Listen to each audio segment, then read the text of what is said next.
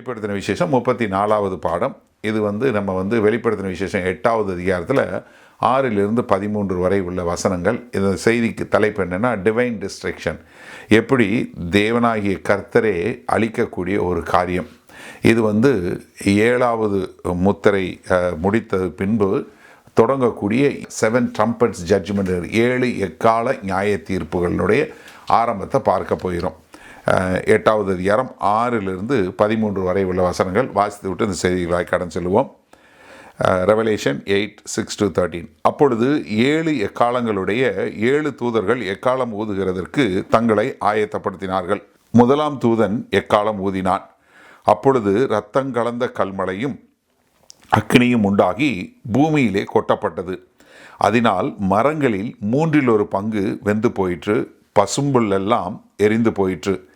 இரண்டாம் தூதன் எக்காலம் ஊதினான். அப்பொழுது அக்கினியால் எரிகிற பெரிய மலை போன்றதொன்று சமுத்திரத்திலே போடப்பட்டது. அதனால் சமுத்திரத்தில் 1/3 பங்கு இரத்தமாயிற்று. சமுத்திரத்தில் இருந்த ஜீவனுள்ள சிருஷ்டிகள் 1/3 பங்கு செத்து போயிற்று. கப்பல்களில் 1/3 பங்கு சேதமாயிற்று. மூன்றாம் தூதன் எக்காலம் ஊதினான். அப்பொழுது ஒரு பெரிய நட்சத்திரம் தீவட்டியைப் போல எரிந்து வானத்திலிருந்து விழுந்தது. அது ஆறுகளில் 1/3 பங்கின் மேலும் நீரூற்றுகளின் மேலும் விழுந்தது. அந்த நட்சத்திரத்திற்கு எட்டி என்று பெயர். அதனால் தண்ணீரில் 1/3 பங்கு எட்டியைப் போல கசப்பாயிற்று. இப்படி கசப்பான தண்ணீரினால் மனுஷரில் அநேகர் செத்தார்கள். நான்காம் தூதன் எக்காலம் ஊதினான். அப்பொழுது சூரியனில் 1/3 பங்கும், சந்திரனில் 1/3 பங்கும், நட்சத்திரங்களில் 1/3 பங்கும் சேதப்பட்டது. அவற்றவற்றில் 1/3 பங்கு இருளடைந்தது. பகலிலும் 1/3 பங்கு பிரகாசமில்லாமற் போயிற்று. இரவிலும் அப்படி ஆயிற்று. பின்பு ஒரு தூதன் வானத்தின் மத்தியிலே பறந்து வர கண்டேன். அவன் மகா சத்தமிட்டு, இனி எக்காலம் ஊதப்போகிற மற்ற 3 தூதருடைய எக்கால சத்தங்களினால் பூமியில் குடியிருக்கிறவர்களுக்கு ஐயோ ஐயோ ஆபத்து வரும் என்று சொல்ல கேட்டேன். ஆமேன். அதாவது வெளிப்படுத்தின விசேஷம் புஸ்தகம் கர்த்தரே நமக்கு எழுதி கொடுத்தது. அதனால் நம்ம இதை முழுமையாக அறிந்து கொள்ள வேண்டும். பழைய ஏற்பாட்டை குறித்து சொல்லும்போது தேவனுடைய வார்த்தையெல்லாம் என்ன, சுத்தமானது, பரிசுத்தமானது அப்படின்னு சொல்லக்கூடியது. ஆனால் புதிய ஏற்பாட்டில் வரும்போது தேவனுடைய வார்த்தையெல்லாம் என்ன, நமக்கு பிரயோஜனம் உள்ளது என்று சொல்லக்கூடியதாக. இப்போ நம்ம இங்கே பார்க்கிறது பார்த்தீங்கன்னா ரொம்ப ஒரு அந்தகாரப்படக்கூடிய, ஒரு கவலைப்படக்கூடிய, ஒரு துக்கப்படக்கூடிய, அது அழிவை குறித்து பார்க்கக்கூடிய மிக ஒரு கொடியதான ஒரு காலகட்டமாக இருக்கும்போது, இன்னொரு பக்கத்தில் கர்த்தர் தன்னுடைய நேசிக்கிற பிள்ளைகளுக்கும் கர்த்தர் தம்மை விசுவாசிக்கிற பிள்ளைகளுக்கும் எப்படி ஒரு நீதியை வழங்கப் போகிறார் என்று சொல்லக்கூடியதா. ஒரு பக்கத்தில் கர்த்தரை நிராகரித்தவர்களுக்கு மேலே வரப்போகிற நியாய தீர்ப்பு, இன்னொரு பக்கத்தில் கர்த்தரை விசுவாசிக்கிறவர்களுக்கு கர்த்தர் கொடுக்க போகிற ஒரு பாதுகாப்பு என்று சொல்லக்கூடிய ஒரு காரியத்தை பார்க்குறோம். இந்த எக்கால சத்தம் செய்யக்கூடிய இந்த எக்கால நியாய தீர்ப்பு என்று சொல்லக்கூடிய காரியம் வரும்போது என்ன பார்த்தோம்? 1வது வசனத்தில், இந்த 8வது அதிகாரத்தில் 1வது வசனத்தில் பார்த்தோம், அவர் 7ஆம் முத்திரையை உடைத்த போது பரலோகத்தில் ஏறக்குறைய அரை மணி நேரம் அமைதல் உண்டாயிற்று. என்ன, இதுவரைக்கும் நம்ம பார்த்ததில் பார்த்தீங்கன்னா ஒவ்வொரு முத்திரையாக பிரிக்க ஆரம்பிக்கிறாரு. ஒவ்வொரு முத்திரையாக பிரிக்க ஆரம்பித்து 6 முத்திரை பிரிக்கப்பட்டது. 7ஆம் முத்திரை பிரித்த உடனே இதுவரை பூமியில் நடந்த ஒவ்வொரு காரியங்களையும் பார்த்து அதுவரை ரொம்ப அல்லோல்களப்பட்டு பயங்கரமாக இருந்த இது இப்போ மிகவும் இன்னும் கொடியதான வரப்போகிறத பார்த்த உடனே அங்கே என்ன பண்ணுது, பரலோகமே ஒரு அமைதலாகக்கூடிய ஒரு காரியம். ஏன்னா இந்த எக்கால சத்தத்தோடு வரக்கூடிய நியாய தீர்ப்பு 7 எக்காலம் ஊதப்படுகிறது. 7 எக்காலம் ஊதப்படும் போது 7 கலச நியாய தீர்ப்பு உண்டாகிறது. அப்போ இங்கே வரும்போது நம்ம கிட்டத்தட்ட பாதி காலத்திற்கு மேலே வந்துட்டோம். ஏன்னா 6வது முத்திரை பிரிக்கும் போதே அங்கே என்ன பார்க்குறோம், அங்கே பயங்கரமான மோசமான ஒரு காரியங்கள் வரக்கூடியதை பார்க்குறோம். அதனால தான் இங்கே பரலோகமே என்ன ஆயிடுச்சு, அப்படியே ஒரு நிமிஷம் அமைதியாகக்கூடியது. காரணம் என்னென்னா, இந்த தேவதூதர்கள் பார்த்து கொண்டே இருக்கிறாங்க. எப்போ ஆதியில் மனிதன் கீழே விழுந்த நாட்கள்லேருந்து கர்த்தர் எப்பொழுது இந்த பூமியை எடுத்துக்கொள்வார், இந்த சாத்தானுடைய ஆதிக்கத்திலிருந்து மனிதன் கர்த்தரை நிராகரித்து வாழக்கூடிய இந்த வாழ்க்கையிலிருந்து எப்பொழுது கர்த்தர் இந்த பூமியை தன் பக்கமாக எடுத்துக்கொள்வார் என்று சொல்லக்கூடியதாக அவர்கள் அங்கே காத்து கொண்டு இருக்கிறாங்க. அதனால் இங்கே கர்த்தராகிய இயேசு கிறிஸ்து வந்து தனக்கு உரிய அந்த சொத்தாகி இந்த பூமியை எடுத்துக்கொள்ளும்போது என்ன வரும், அங்கே சாத்தான்கிட்ட இருந்தும் மனுஷன்கிட்ட இருந்தும் இது விடுபடக்கூடிய ஒரு காரியம். அப்போ இந்த 7 வருட காலம், இந்த உபத்திரவ காலம் என்று சொல்லக்கூடிய கிரேட் ட்ரிபுலேஷன் என்று சொல்லக்கூடிய 7 வருட காலம் இதில் நடக்கக்கூடிய ஒரு காரியத்தில் தான் நடக்குது. இதனுடைய முடிவாகத்தான் இங்கே வரக்கூடிய ஒரு மகா பெரிய, அதாவது ஒரு கொடுமையான ஒரு நியாய தீர்ப்பு வந்து சேரக்கூடிய ஒரு காரியத்தை நம்ம பார்க்கிறோம். 6வது முத்திரை பிரிக்கும் போதே அங்கே பூமியில் நியாய தீர்ப்பு வரக்கூடியதை பார்க்குறோம். ஏன்னா வெளிப்படுத்தின 6வது அதிகாரம் 12வது வசனத்தில் என்ன பார்த்தோம், அவர் 6ஆம் முத்திரையை உடைக்க கண்டேன், இதோ பூமி மிகவும் அதிர்ந்தது, சூரியன் கருப்பு கம்பளியைப் போல கருத்தது, சந்திரன் இரத்தம் போலாயிற்று. ஏன்னா அப்போவே ஒரு பயங்கரமான நிலநடுக்கம் வரக்கூடிய ஒரு காரியத்தை நம்ம பார்க்குறோம். ஏன்னா இங்கே 6வது முத்திரை பிரிஞ்சு நம்ம 8வது அதிகாரத்தில் 7வது முத்திரை வரும்போதே அங்கே பூமியில் எக்கச்சக்கமான நியாய தீர்ப்பு வரக்கூடிய ஒரு காரியத்தை பார்க்குறோம். என்ன, அங்கே ஒரு பெரிய நிலநடுக்கம், பூமி அதிரக்கூடியதாக, இந்த பூமி அதிர்ந்து என்ன சொல்ல ஒரு எல்லாரும் பயந்து போய் ஓடக்கூடியது. ஏன்னா நிலநடுக்கம் வரும்போது, பொல்லாத காரியங்கள் நடைபெறும்போது மக்கள்லாம் என்ன பண்ணுவாங்க, நம்ம 6வது அதிகாரத்தில் பார்த்தோம், பிரபுக்கள், ராஜாக்கள், பணக்காரன், ஏழை, அடிமை, சுயாதீனம் உள்ளவன், எல்லா மக்களும் என்ன பண்ணுறாங்க, ஓடி போய் ஒழித்து கொள்கிறாங்க. தங்களை ஒழித்து கொண்டு பாறைகள்லாம் எங்கள் மேலே விழட்டும், நாங்கள்லாம் அதிலேருந்து இது பண்ணிக்கிறோம் அப்படின்னு சொல்லக்கூடிய, எங்கள் மேலே விழுந்து எங்களை சாகடிக்கட்டும்னு சொல்லக்கூடியதா ஒழித்து கொண்டு இருக்க இந்த மக்கள்லாம் அப்பாடா எல்லாம் முடிஞ்சிச்சு, இப்போ தான் நிலநடுக்கம். ஏன்னா எப்போயுமே நீங்கள் பார்த்தீங்கன்னா இந்த நிலநடுக்கம் வந்த உடனே அதுக்கப்புறம் கொஞ்சம் நேரம் கழித்து லேசாக இன்னொரு ஆட்டமும் ஆடும். இந்த ட்ரெம்மர் வந்ததுக்கப்புறம் மறுபடியும் கொஞ்சம் நேரத்துக்கு ஒரு 1/2 மணி நேரத்துக்கு அப்புறம் லேசாக ஆடும். அதே மாதிரி இப்போ ஒரு பெரிய அதிர்வு வரும்போது எந்த மாதிரி வல்கனம் வந்துச்சு, என்ன மாதிரி இது வெளியே வந்துச்சு, என்னென்ன வந்தது நமக்கு தெரியாது. ஏன்னா அவ்வளோ பெரிய காலம் நடைபெறும்போது தான் இங்கே வந்து என்ன பார்க்குறோம், அவங்க மறுபடியும் அவங்க எல்லாம் அப்படி எல்லாம் முடிஞ்சிச்சுன்னு வரும்போது இங்கே 7வது முத்திரை பிரிக்கப்படுகிறது. 7வது முத்திரை பிடிக்கப்படும்போது என்ன வருது, அங்கே மக்கள் மேலே வரக்கூடிய ஒரு கொடிய நியாய தீர்ப்பை பார்க்குறாங்க. அந்த நியாய தீர்ப்பு எப்படி இருக்குது, ஒவ்வொரு எக்காலம் ஊத இந்த நியாய தீர்ப்பு கூடிக்கொண்டே போகிறது. அதனால தான் இந்த 8வது அதிகாரம் வரும்போது என்ன, இங்கே வரப்போகிற நியாய தீர்ப்பை குறித்து அங்கே பரலோகமே ஒரு நிமிஷம் அமைதியாக, ஒரு 1/2 hour அமைதியாக இருக்கக்கூடிய அளவிற்கு இருக்கக்கூடிய ஒரு காரியத்தை பார்க்குறோம். அப்போ இதை இந்த பாடங்களெல்லாம் நம்ம படிக்கும்போது ஒரு காரியம் நமக்கு என்ன தெரியணும், ஒன்று என்ன, நம்ம இப்படிப்பட்ட உபத்திரவத்திலிருந்து தப்பித்து கொள்வதற்கு நாம் கர்த்தராகிய இயேசு கிறிஸ்துவை விசுவாசித்து ஏற்றுக்கொள்ளணும். அப்படி இல்லையா, 2வது என்ன நடக்கும், கர்த்தராகிய இயேசு கிறிஸ்துவை ஏற்றுக்கொண்ட நம்ம இப்படி அவிசுவாசிகளுக்கு இதெல்லாம் நடக்கும், அதனால் இப்படியெல்லாம் காரியங்கள் பூமியில் நடைபெறப் போகுது, கர்த்தருடைய வருகைக்கு முன்பாக வரக்கூடியது என்று சொல்லி அவர்களுக்கு நாம் இந்த செய்தியை சொல்லக்கூடிய மக்களாக இருக்க வேண்டும். அதைத்தான் கர்த்தர் நம்மகிட்ட எதிர்பார்க்குறார். சரியா? இப்போ இந்த 6வது வசனத்தில் என்ன பார்க்குறோம், அப்பொழுது 7 எக்காலங்களுடைய 7 தூதர்கள் எக்காலம் ஊதுகிறதற்கு தங்களை ஆயத்தப்படுத்தினார்கள். என்ன, இது ஏற்கனவே இவ்வளவு தூரம் இந்த உலகம் பூமி எல்லாமே இவ்வளோ பெரிய ஆபத்தை சந்திச்சிருச்சு. இப்போ என்ன பார்க்குறோம், சபை மேலே எடுத்துக்கொள்ளப்பட்டது, மறந்துடாதீங்க, சபை மேலே எடுத்துக்கொள்ளப்பட்டது. சாத்தான் விடப்பட்டிருக்கான், ஃப்ரீயாக எல்லா பக்கமும் போகக்கூடியதாக இருக்குது.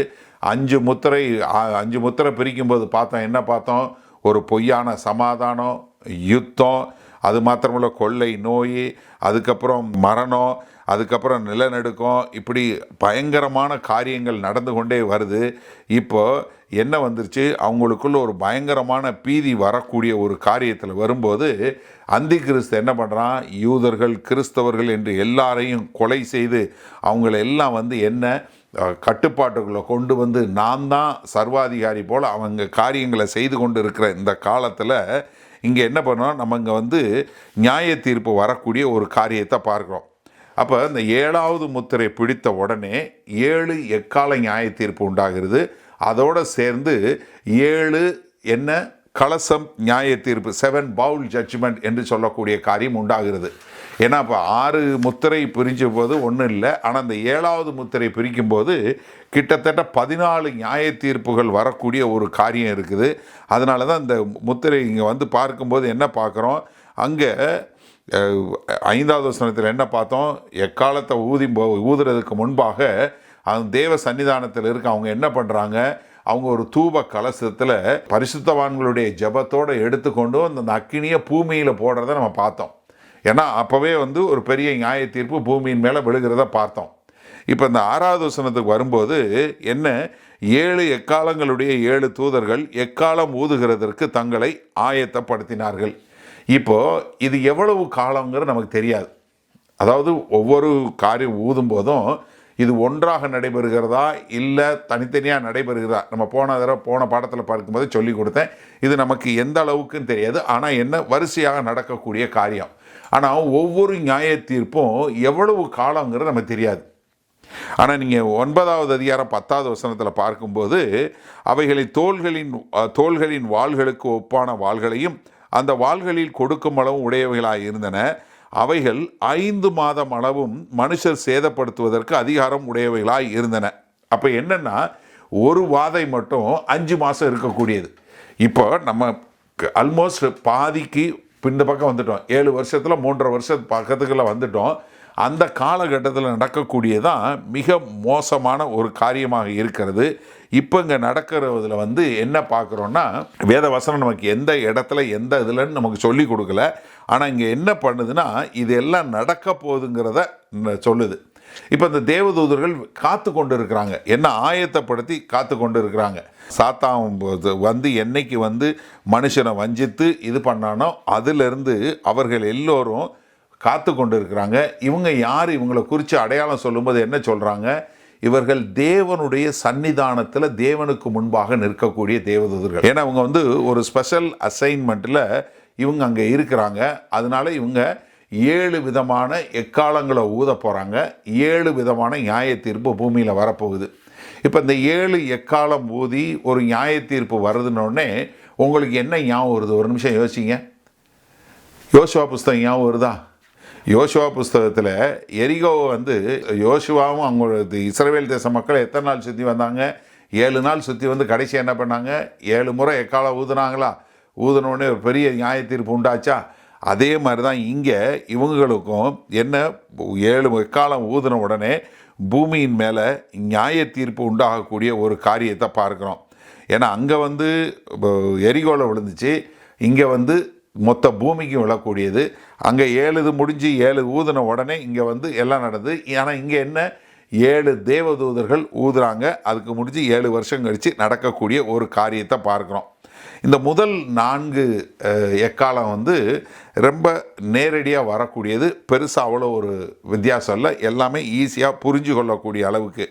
ஏன்னா இங்கே வந்து ஆண்டவர் சொல்லும்போது என்ன பண்ணுறாரு, முதல் காரியங்கள்லாம் அந்த 4 எக்கால இது வந்து பூமியின் மேல் விழக்கூடியது. ஏன்னா இதுக்கு தலைப்பு இன்னும் கூட இந்த மாதிரியே வைக்கலாம், டிவைன் டிஸ்ட்ரக்ஷன் ஆன் எர்த்துன்னு வைக்கலாம். பூமியின் மேல் நடக்கக்கூடிய தேவ கோபாக்கினை இல்லை தேவனுடைய கோபாக்கினை என்று வைக்கக்கூடியதா, தேவனுடைய நியாய தீர்ப்பு என்று வைக்கக்கூடிய. ஏன்னா இந்த 4மே வந்து என்ன, பூமியின் மேலே நடக்கூடியது. அந்த 4மே நம்ம ஈஸியாக லகுவாக புரிஞ்சு கொள்ளக்கூடியது. இதை நான் முன்னாடி சொல்கிறேன். ஏன்னா நீங்கள் வந்து இதை வாசிக்கிறவங்க என்ன நினச்சிடக்கூடாது, இது ஒரு அடையாளமாக சொல்லப்பட்டிருக்குன்னு கிடையாது. இல்லை, இது லிட்ரலாக நடக்க போகிற காரியத்தை தான் கர்த்தர் சொல்லியிருக்கிறார். இது வந்து ஒரு அடையாளம் கிடையாது, இது நிச்சயமாக பூமியில் நடக்க போகக்கூடிய ஒரு காரியத்தை தான் இங்கே சொல்கிறாரு. ஏன்னா நீங்கள் வந்து இங்கே சொல்லும்போது என்ன, இங்கே வந்து ஒரு சிலர் வந்து என்ன வந்து இது வந்து ஒரு பொலிட்டிக்கல் ஜட்ஜ்மெண்ட்டு, இல்லை இது வந்து ஒரு சோசியல் சமுதாய முறையில், இல்லை ஒரு இது பொருளாதாரத்தில், இல்லை, இது ரொம்ப தெளிவாக நேரடியாக பூமியில் நடக்கக்கூடிய காரியத்தை தான் கர்த்தர் சொல்லி வச்சிருக்கிறார். சரியா? அப்போ முதலாவது எக்காலம் 7வது வசனம் பாருங்க. முதலாம் தூதன் எக்காலம் ஊதினான்.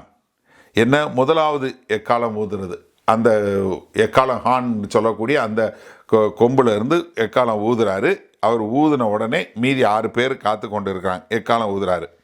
அப்போ ஊதின உடனே அப்பொழுது இரத்தம் கலந்த கல்மழையும் அக்கினியும் உண்டாகி பூமியிலே கொட்டப்பட்டது. அதனால் மரங்களில் 1/3 பங்கு வெந்து போயிற்று, பசும்பொல்லெல்லாம் எரிந்து போயிற்று. இப்போ என்னென்னா, இதில் வந்து ஒன்று வந்து கல்மலையும் பனியும், அடுத்து அக்கினியும் என்று சொல்லக்கூடியதாக.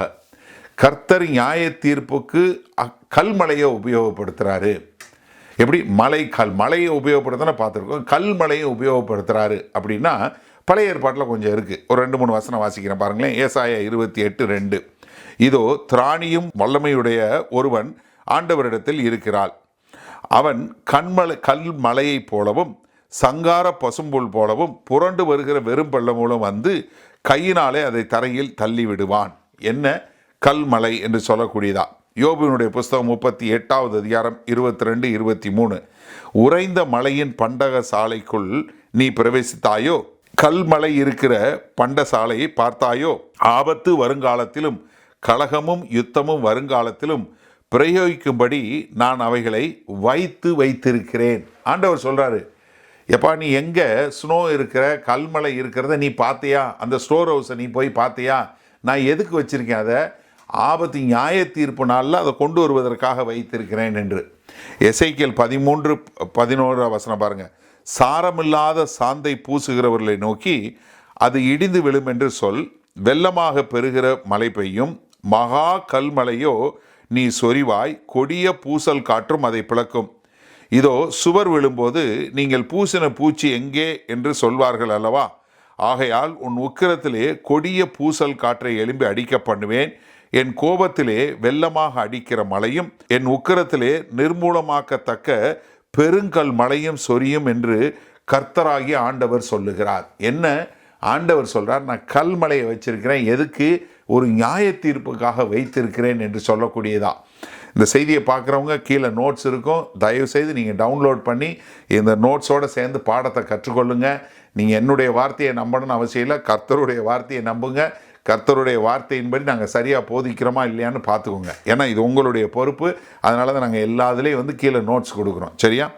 எசேக்கியேல் 38:22 பாருங்கள். கொள்ளை நோயினாலும் இரத்தம் சிந்துதலினாலும் நான் அவனோடே வழக்காடி அவன் மேலும் அவன் இராணுவங்களின் மேலும் அவனோடு இருக்கும் திரளான ஜனங்களின் மேலும் வெள்ளமாய் அடிக்கும் மழையையும் பெருங்கல் மழையையும் அக்கினியையும் கந்தகத்தையும் வருஷிக்க பண்ணுவேன்.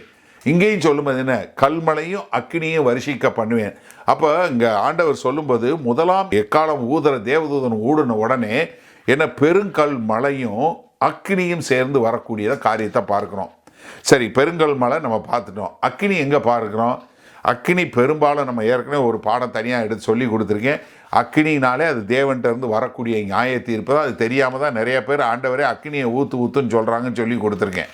ஏன்னா நீங்கள் பழைய ஏற்பாடாக இருந்தாலும் சரி, எங்கே பார்த்தீங்கன்னாலும் மிக தெளிவாக அக்கினினாலே அது தேவனுடைய நியாய தீர்ப்பு என்று சொல்லக்கூடியதா.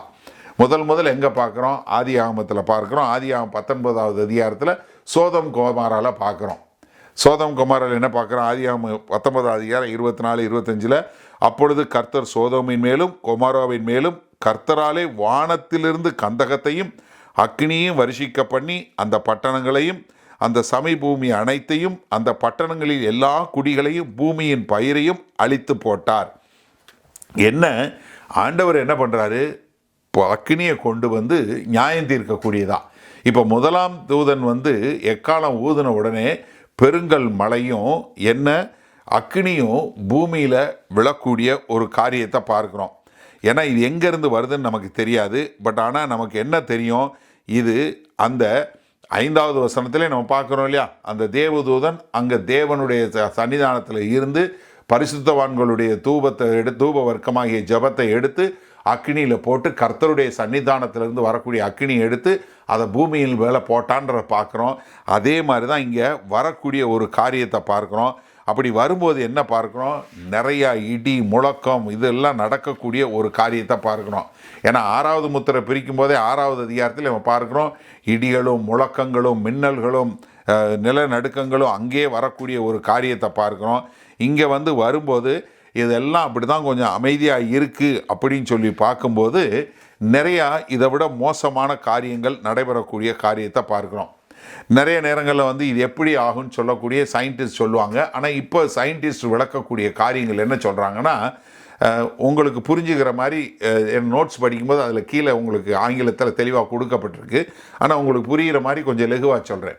ஏன்னா இந்த நிலநடுக்கம் வரும்போது என்னாகும், கீழே பூமியில் உள்ள அந்த தட்டுகள் பிரிஞ்ச உடனே கீழே இருந்து ஒரு பயங்கரமான அக்னியான காரியங்கள் வெளியே வரக்கூடியது. அப்போ இந்த லாவா என்று சொல்லக்கூடிய ஒரு பூமி அதிர்ச்சியோடு வரக்கூடிய அந்த அக்னி மேலே வர ஆரம்பித்த உடனே அந்த வெந்து அப்படி பூரா வந்து பூராமே அப்படி தீப்பிடிச்சு எரிஞ்சு பாறைகள் மரங்கிறோம் அப்படியே எல்லாம் அழிஞ்சு உருகி போகக்கூடிய ஒரு பெரிய ஒரு காரியத்தை பார்க்குறோம். அப்படி வரும்போது அது என்ன ஆகுது, அது அப்படியே சிவப்பு கலராக மாறக்கூடிய ஒரு காரியத்தை பார்க்குறோம். ஏன்னா நீங்கள் நாங்கள் இந்தோனேஷியாவில் இருந்திருக்கோம். இந்தோனேஷியாவில் பார்த்தீங்கன்னா அந்த நிலநடுக்கம் அதிலிருந்து பூமி அதிர்ச்சி அதுக்குள்ளே இருந்து அப்படியே வரக்கூடிய காரியம் இன்றைக்கும் 1960களில் வந்த அதிலிருந்து இன்றைக்கும் என்ன கொண்டு இருக்கிறது, இன்னும் சூடான தண்ணி கொண்டே இருக்கு. கொதிக்க கொதிக்க தண்ணி வருது, இன்றைக்கும் கொண்டு இருக்கிறது. எத்தனை வருஷம், 60 வருஷத்துக்கு மேலே ஆச்சு. அப்படி தான் இங்கே நடக்கக்கூடிய ஒரு காரியம். அதனால் என்ன வருது, இரத்தம் கலந்த கல்மழையும் அக்னியும் உண்டாகி பூமியிலே கொட்டப்பட்டது. அப்போ என்ன இங்கே வரும்போது ஒரு வல்கனோ என்று சொல்லக்கூடியதாக ஒரு எரிமதில் உண்டாகக்கூடிய ஒரு காரியம். அப்படி வரும்போது என்ன வருது, அங்கே என்ன பார்க்குறோம், கீழேருந்து பூமிக்குள்ளேருந்து வரலாம், இல்லை மேலேருந்து ஆஸ்ட்ராய்டு என்று சொல்லக்கூடிய காரியங்கள் வானத்திலேருந்து வரலாம், இல்லை வானம் கிழிக்கப்படலாம். இது என்ன வரும், மொத்த சீதோஷ நிலையை மாற்றக்கூடியதாக இருக்கும். ஒரே நேரத்தில் மழையும் கல்மழையும் வரக்கூடிய ஒரு காரியமாக இருக்கும். அது மாத்திரமில்லை, மேலேருந்து கல் வருது, காமெட் வருது, இந்த பக்கம் வரப்போகுது, அந்த பக்கம் வரப்போகுதுன்னு சொல்லக்கூடியதா. இப்படி அநேக காரியங்கள் வரும்போது என்ன வரப்போகுது, இதனால் நடக்க போகிறது என்ன, பூமியில் 1/3 எரிய போகுது, மரத்தில் 1/3 எரிய போகுது. அது மாத்திரமல்ல, ஃபாரஸ்ட்டு பசும்புல் இது எல்லாமே 1/3 எரிய போகுது. அப்போ யோசிச்சு பாருங்கள், புல் இருக்காது, ஒரு வெஜிடபிள் இருக்காது, ஒரு கிராப் இருக்காது. அது எவ்வளோ ஒரு மோசமான ஒரு காரியமாக இருக்கும் பாருங்கள். ஏன்னா ஜனங்கள் என்ன பண்ணுறாங்க, தாங்கள் எதற்கெல்லாம் பயந்தாங்களோ அதெல்லாம் ஆராதிக்கக்கூடியவங்களாக இருக்கிறாங்க. அதனால் கர்த்தர் என்ன பண்ணுறாரு, நீங்கள் நம்பிக்கிட்டு இருக்க நீங்கள் செய்கிற ஒரு தவறான ஆராதனை என்ன பண்ணும்போது, நான் இதெல்லாம் அழித்து இதெல்லாம் படைக்கப்பட்டவைகள், இதற்கு மேலே நான் தான் கர்த்தர், நான் தான் படைச்சவர் என்று சொல்வதற்காக. நீங்கள் ரோமர் 1:18 பார்த்தீங்கன்னா ரொம்ப அழகாக சொல்லி கொடுத்துருப்பாரு. சத்தியத்தை அநியாயத்தினாலே அடக்கி வைக்கிற மனுஷருடைய எல்லாவித அவபக்திக்கும் அநியாயத்துக்கும் விரோதமாய் தேவ கோபம் வானத்திலிருந்து வெளிப்படுத்தப்பட்டிருக்கிறது. தேவனை குறித்து அறியப்படுவது அவர்களுக்குள்ளே வெளிப்பட்டிருக்கிறது. தேவனே அதை அவர்களுக்கு வெளிப்படுத்தி இருக்கிறார். எப்படி என்றால், காணப்படாதவைகளாகி அவருடைய நித்திய வல்லமை தேவத்துவம் என்பவைகள் உண்டாக்கப்பட்டிருக்கிறவைகளினாலே உலகம் உண்டானது முதற்கொண்டு தெளிவாய் காணப்படும். ஆதலால் அவர்களுக்கு போக்கு சொல்ல இடமில்லை. என்ன, மனுஷன் தேவன் இருக்கிறாரா இல்லையாங்கிறதுக்கு கண்ணை திறந்து பார்த்தாலே போதும். அவர் படைத்திருக்கிற காரியங்கள் எல்லாம், அதை படைத்த ஒருவர் உண்டு என்று சொல்லக்கூடிய காரியம் இருக்குது. ஆனால் மனுஷனுக்கு அதனால் சாக்கு சொல்லவே இடமில்லை அப்படின்னு சொல்லிட்டு 21 அவர்கள் தேவனை அறிந்தும் அவரை தேவன் என்று மகிமைப்படுத்தாமலும் ஸ்தோத்திரியாமலும் இருந்து தங்கள் சிந்தைகளினாலே வீணரானார்கள். உணர்வில்லாத அவர்களுடைய இருதயம் இருளடைந்தது. அவர்கள் தங்களை ஞானிகள் என்று சொல்லியும் பைத்தியக்காரராகி அழிவில்லாத தேவனுடைய மகிமையை அழிவுள்ள மனுஷர்கள், பறவைகள், மிருகங்கள், ஊரும் பிராணிகள் ஆகிய இவைகளுடைய சுரூபங்களுக்கு ஒப்பாக மாற்றினார்கள். என்ன, படைத்தவரை விட்டு படைக்கப்பட்ட காரியங்களை எல்லாம் ஒரு இதாக அவங்க வணங்கக்கூடியது. இது நிமித்தம் அவர்கள் தங்கள் இருதயத்தில் உள்ள இச்சைகளினாலே ஒருவரோடு ஒருவர் தங்கள் சரீரங்களை அவமானப்படுத்தத்தக்கதாக தேவன் அவர்களை அசுத்தத்திற்கு ஒப்பு கொடுத்தார். தேவனுடைய சத்தியத்தை அவர்கள் பொய்யாக மாற்றி சிருஷ்டிகரை தொழுது சேவியாமல் சிருஷ்டியை தொழுது சேவித்தார்கள். அவரே என்றென்றைக்கு ஸ்தோத்தரிக்கப்பட்டவர். ஆமேன். என்ன, ஜனங்கள் என்ன பண்ணிட்டாங்க, மனுஷன் கர்த்தரை ஆராதிக்காம அவர் படைத்தவைகளை ஆராதித்து வீணரானதுனால தேவனுடைய கோபாக்கினை வரப்படுது. அதனால என்ன வருது, பூமியில் 1/3 காடு மலை இதில் 1/3 எல்லா புல்லு 1/3 வெஜிடேஷன் எல்லாமே போகக்கூடியதான். நீங்கள் யோசிச்சு பாருங்கள், இன்றைக்கு மதர் நேச்சர் தான் எல்லாம் சொல்லக்கூடிய பெரிய கூட்டம் இருக்குது. சேவ் த எர்த்துன்னு சொல்லி கொஞ்சம் பேர் போய்கிட்டே இருக்கிறாங்க. என்ன நம்ப முடியாது. ஏன்னா நீங்கள் சொல்ல முடியாமல் இப்போ பூமியை வணங்கக்கூடிய ஜனங்கள் நிறைய பேர் இருக்காங்க. எல்லாம் நேச்சர், மதர் நேச்சர்னு சொல்லி அதை கும்பிடக்கூடியவங்களா, அதை ஆராதிக்கக்கூடியவங்களா, அதற்காக தங்கள் வாழ்க்கையை ஒப்பு கொடுக்கக்கூடிய மக்களாக இருக்கிறாங்க. அது மாத்திரமில்லை, சமீபத்தில் பார்த்தீங்கன்னா இப்போ எர்த் டேன்னு ஒன்று கொண்டாட ஆரம்பிச்சிட்டாங்க. அதுக்கு என்ன லட்சக்கணக்கான மக்கள் கூடுறாங்க. என்ன எர்த் டேயா? பூமியின் தினமா. அதனால் பூமிக்கு நாங்கள் பூமியை இது பண்ண போகிறோம் அப்படின்னு சொல்லக்கூடியதா. ஏன்னா கர்த்தர் என்ன பண்ண போகிறாரு? பொய்யான கடவுள். நீங்கள் எதை ஆராதிச்சிங்கனாலும் சரி, எந்த மரம் செடி கொடி எந்த இதை ஆராதிச்சிங்க அது எல்லாத்தையும் ஒன்றும் இல்லாமல் இது பண்ண தான் போகிறாரு. நீங்கள் யோசிங்க, இப்போ நம்ம பூமிக்கு நிறையா இது பண்ணுறோன்னு சொன்னால் நம்ம ரெஸ்பான்சிபிளாக பொறுப்பாக இருக்கணும். பட் ஆனால் நம்ம இன்றைக்கி என்விரான்மெண்ட்டை அழிக்கிறோம், இதை அழிக்கிறோம் அப்படின்னு சொல்கிறீங்க இல்லையா? வெயிட் பண்ணி பாருங்கள், கர்த்தர் எப்படி அழிக்க போகிறாருன்னு பாருங்கள். அவர் அழிக்கிறதோட ஒப்பிட்டு பார்க்கும்போது இதெல்லாம் ஒன்றுமே இல்லைன்னு சொல்லக்கூடியதா. ஏன்னா அவர் தான் சூட்டை கூட்ட போகிறார். He will turn up the heat. இன்றைக்கி என்னென்ன ரெயின் ஃபாரஸ்ட்டு இல்லை அந்த இது எல்லாத்தையும் போட்டு அப்படிங்கிறதுக்குள்ள ஒரு நொடியில் அழிக்க போகிறார். கர்த்தர் செய்ய போகிறார். அது தெளிவாக நம்ம பார்க்க போகிறோம். அப்போ என்ன, முதலாவது தூதன் ஊதின உடனே எங்கே வருது? 1/3 பூமியில் அழியக்கூடிய ஒரு காரியம். அப்போ முதலாவது எக்கால சத்தம் எங்கே கொண்டு வருது? பூமிக்கு அழிவை கொண்டு வருது. சரியா? அடுத்து 2வது எக்கால தூதன் பார்ப்போம். 8வது 9வது வசனம். 2ஆம் தூதன் எக்காலம் ஊதினான். அப்பொழுது அக்கினியால் எரிகிற பெரிய மலை போன்றதொன்று சமுத்திரத்தில் போடப்பட்டது. அதனால் சமுத்திரத்தில் 1/3 இரத்தமாயிற்று. சமுத்திரத்தில் இருந்த ஜீவனுள்ள சிருஷ்டிகளில் 1/3 செத்து போயிற்று. கப்பல்களில் 1/3 சேதமாயிற்று. அப்போ முதலாவது தேவதூதன் போட்டது பூமி. 2வது எக்கால சத்தம் வரக்கூடிய 2வது தூதன் வர்றது என்ன? கடல், கடலில் போடப்போம். இப்போ கடலில் போன அப்படின்ன உடனே என்ன, நமக்கு கடல் ரொம்ப அவசியமான ஒன்று. ஏன்னா கர்த்தர் நமக்கு கொடுத்தது நீர் வளம் இதெல்லாம் கொடுத்துருக்கிறாரு. அதனால நம்ம அந்த கடலை நம்ம கும்பிடுறவங்கள, நிறைய பேர் கடலை கும்பிட்றவங்க இருக்காங்க தெரியுமா? நிறைய பேர் கடலில் போய் காலையில் இந்த கடலில் இந்த இடத்துல குளித்தாதான் நமக்கு விமோச்சனம் கிடைக்குன்னு சொல்லக்கூடியவங்க எவ்வளோ பேர் இருக்காங்க தெரியுமா?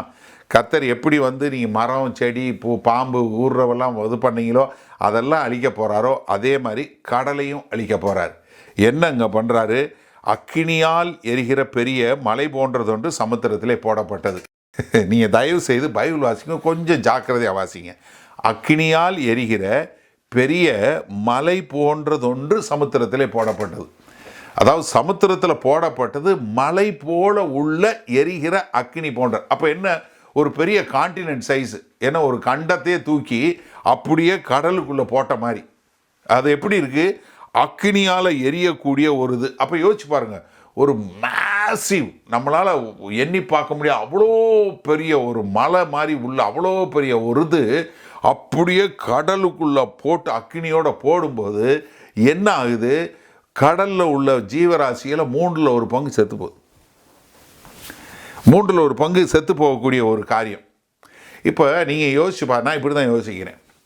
அவ்வளோ பெரிய மலை எடுத்து அவ்வளோ பாரிய ஒரு ஒரு ஒரு பெரிய நாடு சைஸ் வச்சு கண்டம் வைக்கிற கூட நமக்கு அவ்வளோ பெரிய மனசில் வைக்க முடியாது. ஒரு பெரிய தேசம் அளவுக்கு உள்ளதை தூக்கி அப்படியே கடல் அக்கினி மாதிரி போட்டா என்ன ஒன்று, உயிரோடு இருக்கிறவங்க நீங்கள் கேளுங்க, என்ன டிவியில் பார்ப்பீங்க. ஆனால் எல்லோரும் டிவியில் பார்க்கணுன்னு அவசியம் இல்லை. ஒரு சிலர் நேரிலே பார்க்க முடியும், ஒரு சிலர் எக்ஸ்பீரியன்ஸ் பண்ணுவாங்க. நம்ம மேலே இருந்து பார்ப்போம், அது வேறு விஷயம். சரியா?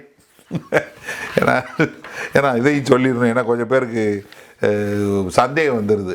அண்ணே இந்த போன பாடத்துலேருந்து சேர்க்கும்போது 2-3 பேர் கேட்டிருந்தாங்க, அண்ணே 1000 வருட அரசாட்சியில் நம்ம வருவோன்னு இல்லையே, அந்த உபத்திரவ காலத்தில் மறித்தவங்க தானே இருப்பாங்க அப்படின்னு இருக்குதே அப்படின்னு. நம்ம ஏற்கனவே இருப்போன்னு இருக்குது. நீங்கள் கவலைப்படாதீங்க. அடுத்த முறை நான் அந்த பாடம் எடுக்கும்போது 20வது அதிகாரத்தில் நம்ம இருக்குது. 20வது அதிகாரம் 4வது 5வது வசனத்தில் இருக்குது. அதுக்கு வரும்போது நான் உங்களுக்கு அழகாக சொல்லி கொடுக்குறேன் எப்படி நம்மெல்லாம் அங்கே இருக்க போகிறோம். அங்கே 20வது அதிகாரத்தில் சேர்க்கிறது நம்மளோட சேர்ந்து அவங்களும் சேர்ந்து கொள்ள போகிறாங்க. அதனால் நம்ம 1000 வருட அரசாட்சியில் இருப்போம். 1000 வருட அரசாட்சியில் யார் ஆளுவோம்? ஜனங்கள் இருப்பாங்க, இந்த பூமி மிச்சம் இருக்கும், இதில் இருக்கக்கூடிய மக்கள் இருப்பாங்க. அந்த 1000 வருட அரசாட்சியில் தான் நான் சொன்னேன் இல்லையா, ஒரு 100 வயசில் ஒருத்தர் இறந்தால் கூட சின்ன பிள்ளை செத்து போச்சுன்னு சொல்கிற மாதிரி, அந்த மாதிரி 1000 வருட அரசாட்சி நடைபெறும், அதில் இருப்போம். சரியா? இப்போ என்னென்னா, இங்கே அவ்வளோ பெரிய இது வரும்போது என்ன நடக்க போகுது, ஒரு பெரிய ஒரு காரியம் நடைபெற போகுது. அதனால தான் யோவேல் 2வது அதிகாரத்தில் சொல்லும்போது என்ன பண்ணுது, இந்த தண்ணீரை பூரா அப்படியே ரத்தம் போல் மாற்றக்கூடியது. எப்படி மாறி இருக்கும்? ஒன்று, இந்த மீன் எல்லாம் மீன் மற்ற எல்லாம் மீதி விலங்குகள் என்னென்னலாம் இருக்குதோ, கடலில் இருக்குதோ, அது பூரா செத்து அதனுடைய ரத்தத்தினால வாழ்ந்துடலாம் இல்லையா? ஏன்னா இது ஏற்கனவே அக்னியினால் போடப்படுறதுனால, இல்லை வானத்திலிருந்து இதனுடைய ரெஃப்ளெக்ஷன் பண்ணுறதுனால இது பூராமே சிவப்பு கலராக மாறக்கூடிய ஒரு காரியமாகவும் மாறலாம். ஏன்னா நீங்கள் சங்கீதம் 78 சங்கீதம் 105 சங்கீதத்தில் இதை குறித்து நம்ம பார்க்க முடியுது.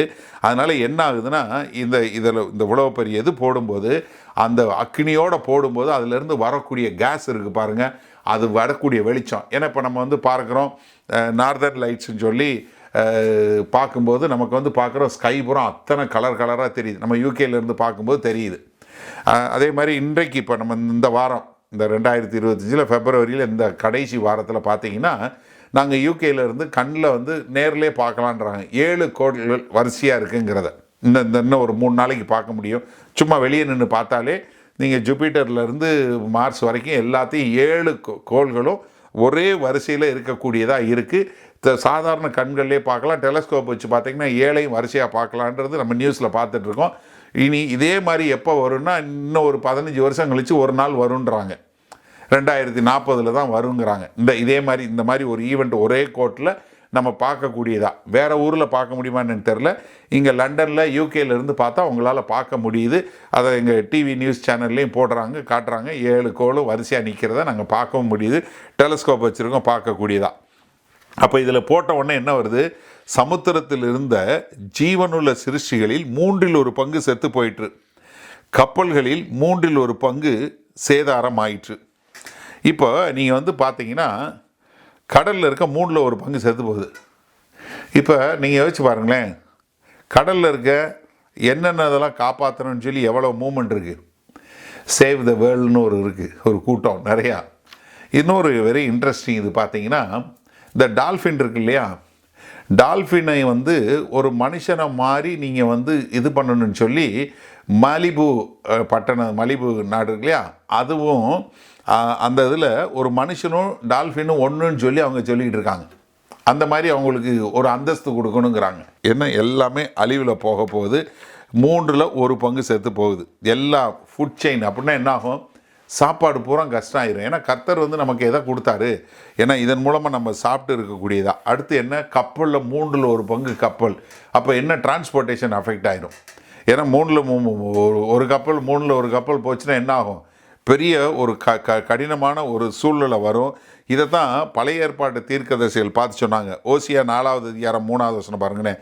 இது நிமித்தம் தேசம் புலம்பும், அதில் குடியிருக்கிற அனைவரோடும் கூட மிருக ஜீவன்களும் ஆகாயத்து பறவைகளும் தொய்ந்து போகும், கடலின் மச்சங்களும் வாரி கொள்ளப்படும். எப்படி, கடலில் இருக்க மச்சங்களும் வாரிக்கொள்ளும்.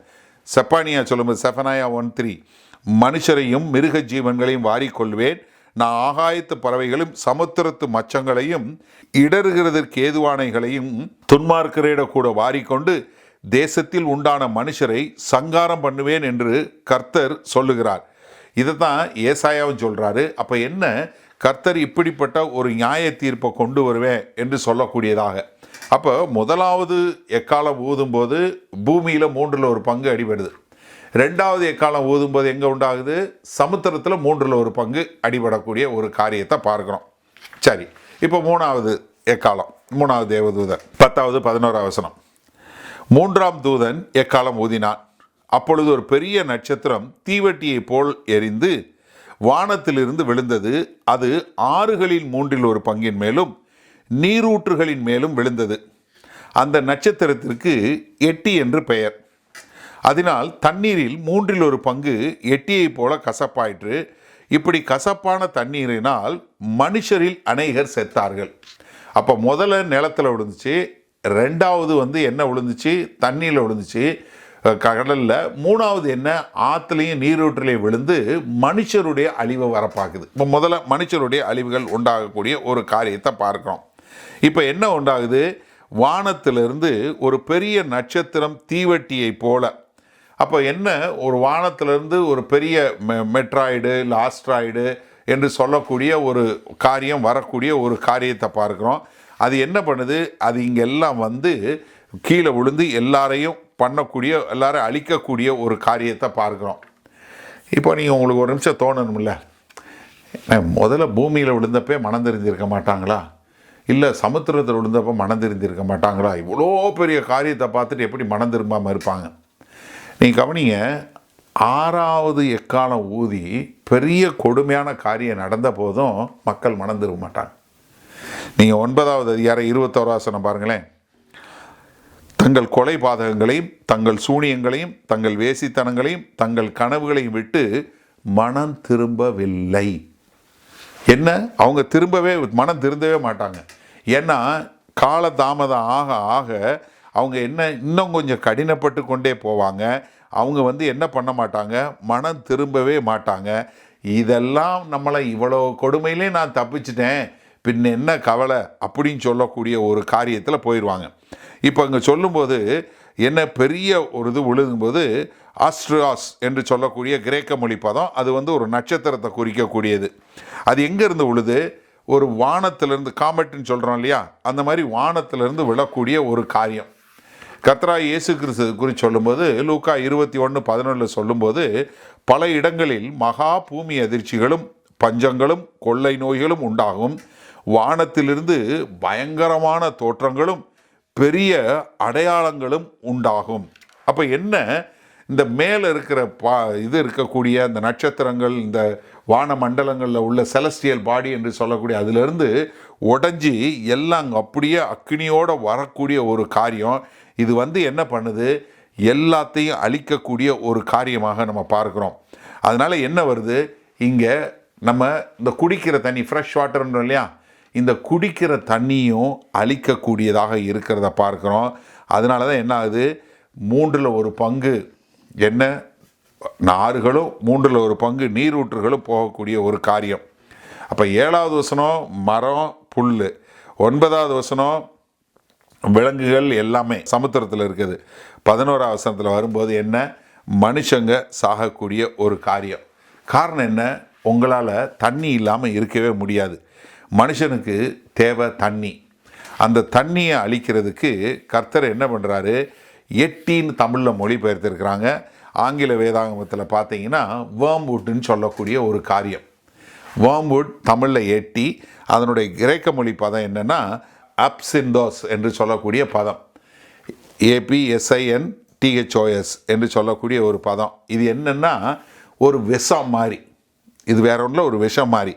ஏன்னா இதனுடைய எபிரேய மொழி பதம் என்னென்னா லானா, LANAH. இதுதான் வந்து வார்ம்வுட்னு பழைய ஏற்பாட்டிலே மொழிபெயர்த்திருக்கிறாங்க. இது வேற ஒன்றும் இல்லை, விஷம்தான், வேற ஒன்றும் இல்லை, விஷம்தான்.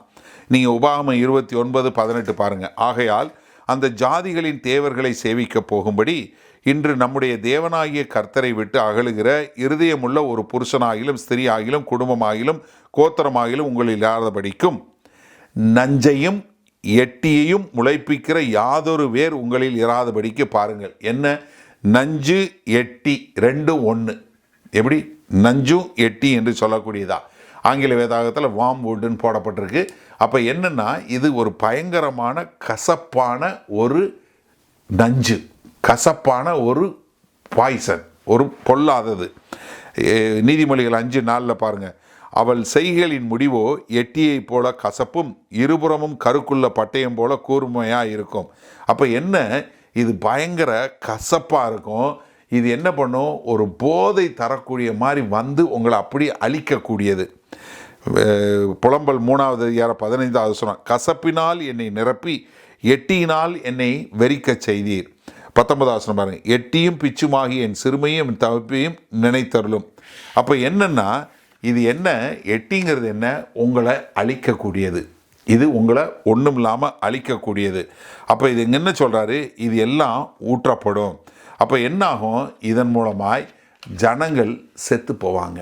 ஏன்னா முதல்ல வெஜிடபிள் புல் எல்லாமே அழியும் போது மேபி நீங்கள் ஒரு சில காரியங்களை பேக் பண்ணி ஒரு டின் ஃபுட்டு இல்லை கேனு இதெல்லாம் எடுத்து வச்சுக்கலாம். ஆனால் அது எவ்வளோ காலத்துக்கு தாங்கும்? அதே சமயத்தில் தண்ணிக்கு என்ன பண்ணுவீங்க? தண்ணி போச்சுன்னா ஜனங்கள் சாகக்கூடிய ஒரு காரியம். எரேமியா 9:13 பாருங்கள், நான் அவரவருக்கு விதித்த என் நியாயப்பிரமாணத்தை அவர்கள் விட்டு என் சொல்லை கேளாமலும் அதன்படி நடவாமலும் தங்களுடைய இருதயத்தின் கடினத்தையும் தங்கள் பிதாக்கள் தங்களுக்கு கற்றுக் கொடுத்தபடி பாகால்களையும் பின்தொடர்களாலே என்று கர்த்தர் சொல்லுகிறார். ஆதலால் இதோ நான் இந்த ஜனத்துக்கு புசிக்க எட்டியையும் குடிக்க பிச்சு கலந்த தண்ணீரையும் கொடுத்து என்ன ஒரு நியாயத்தீர்ப்பு கொடுப்பேன்? அவங்க எண்ணெயை விட்டுட்டு பாகால்களை இதை பின்பற்றும் போகிறதுனால அவங்களுக்கு நான் என்ன செய்ய போகிறேன்? இப்படி விஷம் கலந்த தண்ணியை கொடுத்து அவங்க மேலே நியாய தீர்ப்பு கொண்டு வர போகிறேன்னு சொன்னார். அதை நம்ம இந்த உபத்திரவ காலத்தில் 3வது தேவதூதன் 3வது எக்காலம் ஊதின உடனே அங்கே வானத்திலிருந்து ஒரு பெரிய கல் மாதிரி அக்கினியோடு என்ன பண்ணுது? பூமியில் உள்ள 1/3 நதிகளையும் 1/3 நீரூற்றுகளை அழிக்கிறதுனால மக்கள் அழியக்கூடிய ஒரு சூழ்நிலை. அப்போது அந்த காலகட்டத்தில் உங்களால் எப்படி இருக்க முடியும்? அதனால தான் கர்த்தராகிய இயேசு கிறிஸ்து என்ன சொன்னார்? சமாரிய ஸ்திரியை பார்த்து யோவான் 4:அதிகாரத்தில் என்ன சொன்னார்? இந்த தண்ணீரை குடிக்கிறவனுக்கு மறுபடியும் தாகம் உண்டாகும், நான் கொடுக்கிற தண்ணீரை குடிக்கிறவனுக்கோ ஒரு காலம் தாகம் உண்டாகாது, நான் அவனுக்கு கொடுக்கும் தண்ணீர் அவனுக்குள்ளே நித்திய ஜீவ காலமாய் ஊறுகிற நீரூற்றாய் இருக்கும் என்று சொன்னார்.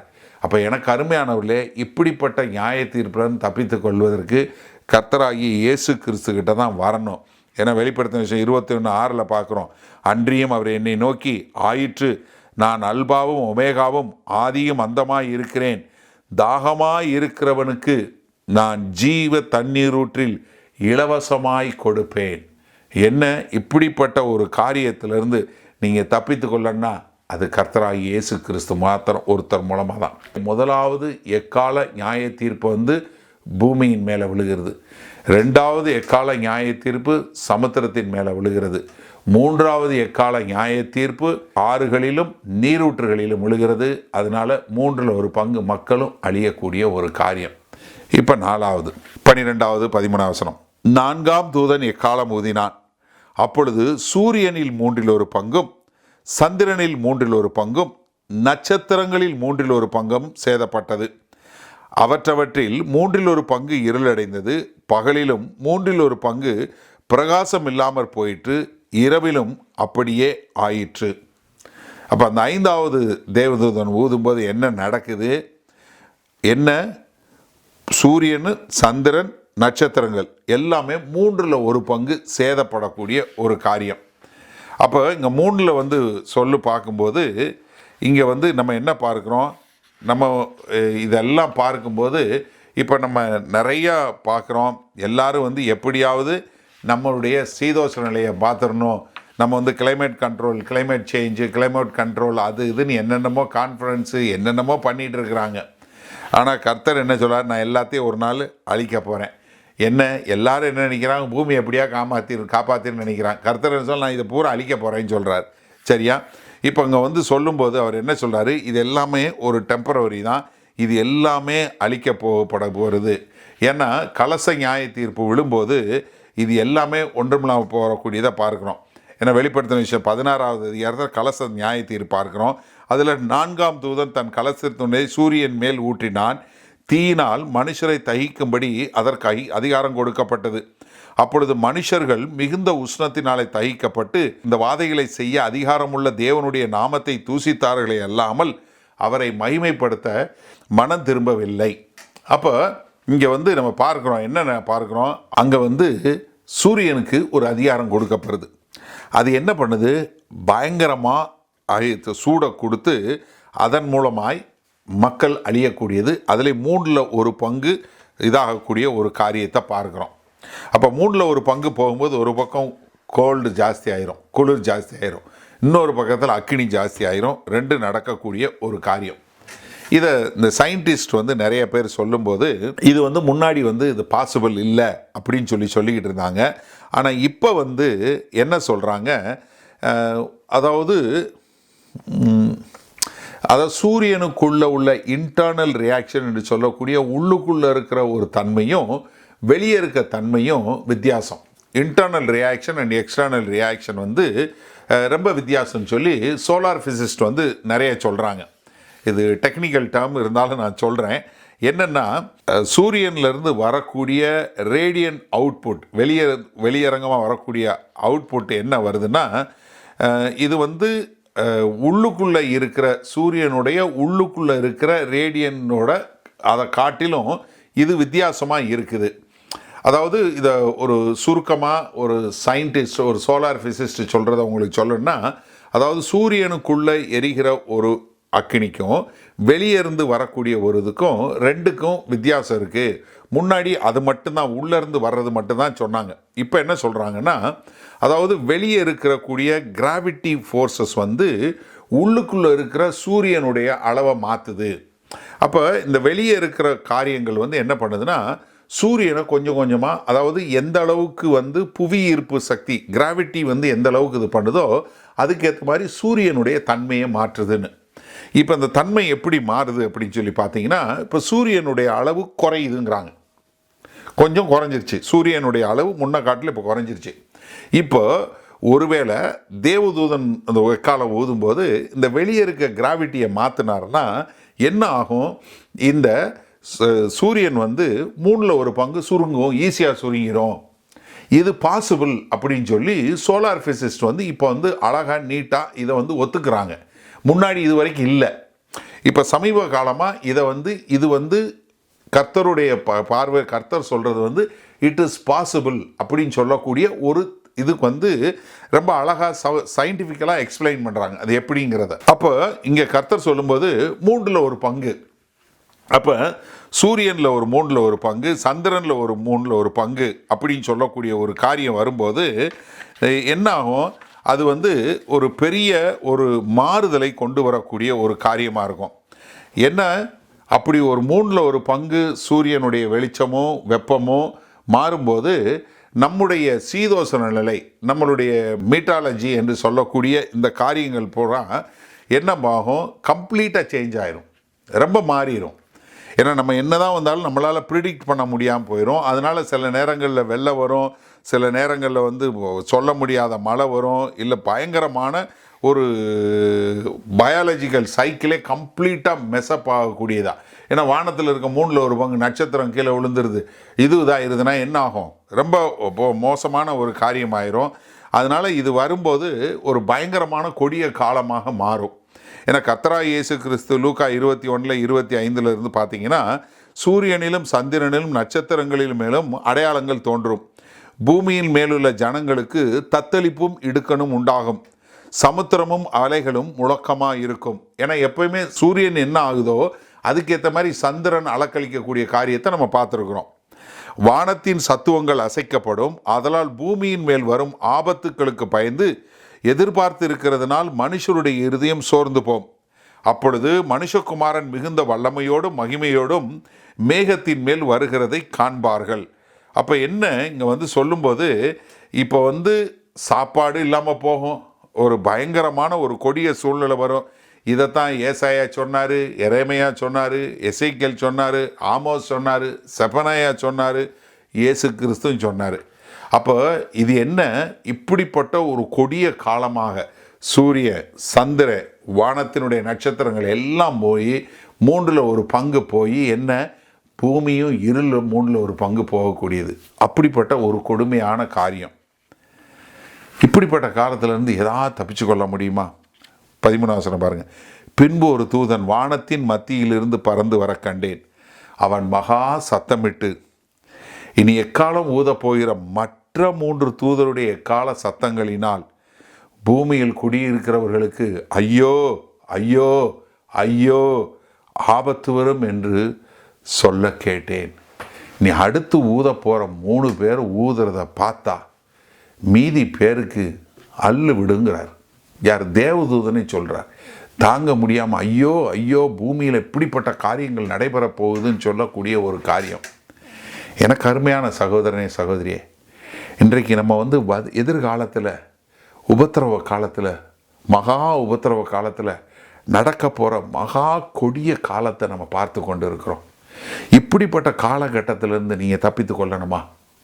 இப்படிப்பட்ட அழிவிலிருந்து நீங்கள் காப்பாற்றி கொள்ளணுமா?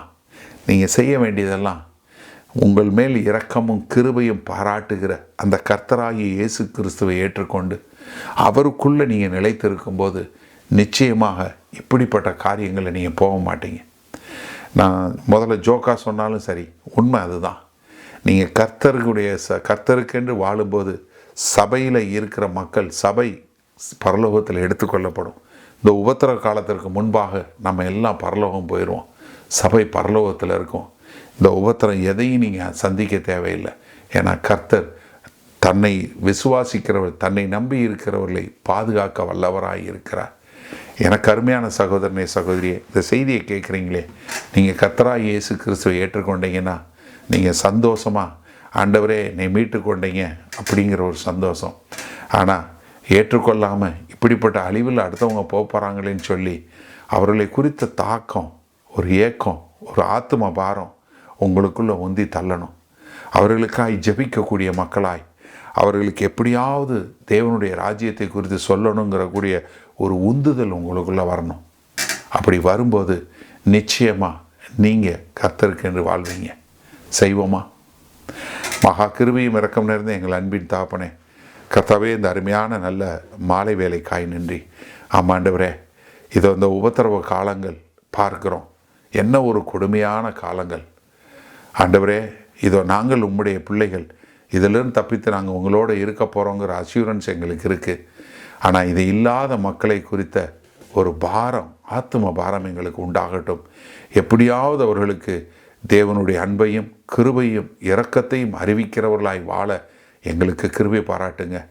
நாங்கள் இப்போ தப்பித்தது மாத்திரம் இல்லை, ஒருவரும் கெட்டு போகக்கூடாது என்பது உம்முடைய சித்தம்.